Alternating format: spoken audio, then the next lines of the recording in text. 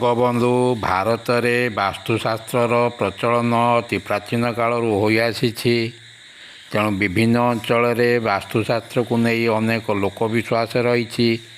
ଏହିଭଳି କିଛିଟା ଲୋକବିଶ୍ୱାସକୁ ଆଜି ଆସନ୍ତୁ ଆମେ ଏହି ଅଧ୍ୟାୟରେ ଆଲୋଚନା କରିବା। ନମ୍ବର 1, ଯାହାର ଘରର ଉତ୍ତର ଦିଗରେ ଧୋବା ରହୁଥାଏ ତେବେ ସେହି ଘର ଲୋକଙ୍କୁ ଅନେକ ସମସ୍ୟାର ସମ୍ମୁଖୀନ ହେବାକୁ ପଡ଼ିଥାଏ।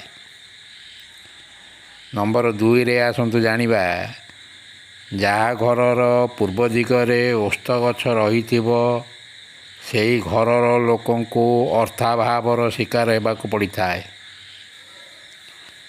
ନମ୍ବର 3ରେ ଆସନ୍ତୁ ଜାଣିବା, ଯେଉଁ ଭୂମି ଉପରେ ଅଶୋକ ବୃକ୍ଷ ରହିଥାଏ ସେହି ଭୂମିରେ ଘର କଲେ ଉତ୍ତମ ସୁଖଦାୟକ ହୁଏ।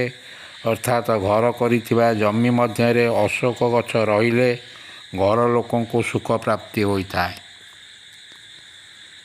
ନମ୍ବର 4ରେ ଆସନ୍ତୁ ଜାଣିବା, ଆଗ ଚଉଡ଼ା ପଛ ସରୁଆ ହୋଇଥିବା ଘରକୁ ସିଂହମୁଖୀ ଘର କହନ୍ତି। ଏହି ଘରେ ରହୁଥିବା ଲୋକଙ୍କ ଶରୀର ସ୍ୱାସ୍ଥ୍ୟ ଓ ଧନହାନି ହୋଇଥାଏ।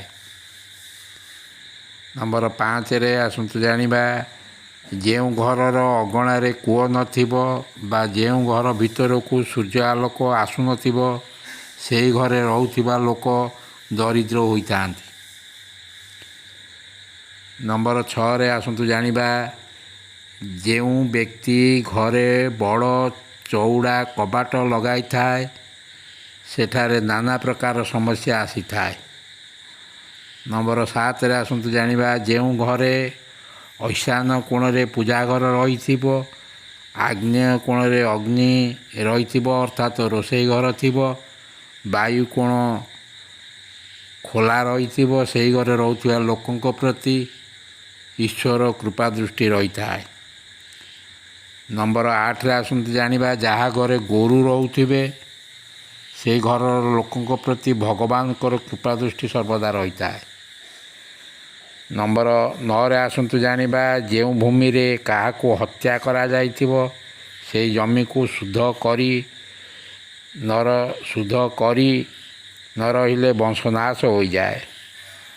ନମ୍ବର 10ରେ ଆସନ୍ତୁ ଜାଣିବା, ଯେଉଁ ଘର ସମ୍ମୁଖକୁ ଆସି ହାତୀ ଶୁଣ୍ଢ ଉପରକୁ ଉଠାଏ ଏହି ଘର ଲୋକଙ୍କର ଶୁଭ ହୋଇଥାଏ। ନମ୍ବର 11ରେ ଆସନ୍ତୁ ଜାଣିବା, ଯାହାର ଠାକୁର ଘରେ ଏକ ସଙ୍ଗରେ 3ଟି ଗଣେଶଙ୍କୁ ରଖାଯାଇ ପୂଜା କରାଯାଉଥିବ ସେହି ଘରେ ବିଭିନ୍ନ ପ୍ରକାର ଚିନ୍ତା ପ୍ରବେଶ କରେ। ନମ୍ବର 12ରେ ଆସନ୍ତୁ ଜାଣିବା, ଯାହା ଘରର ମଝି ସ୍ଥାନରେ ଖମ୍ବ ରହିଥିବ ତାଙ୍କର ସମସ୍ତ କାମ ଅସଫଳ ହୋଇଥାଏ। ଦର୍ଶକ ବନ୍ଧୁ, ଯଦି ଆପଣଙ୍କୁ ଏହି ଭିଡ଼ିଓଟି ଭଲ ଲାଗିଥାଏ ତେବେ ଚ୍ୟାନେଲକୁ ନିଶ୍ଚିନ୍ତ ସବସ୍କ୍ରାଇବ୍ କରିବେ, ଭିଡ଼ିଓଟିକୁ ଗୋଟେ ଲାଇକ୍ କରିବେ। ରହୁଛି, ଧନ୍ୟବାଦ, ନମସ୍କାର।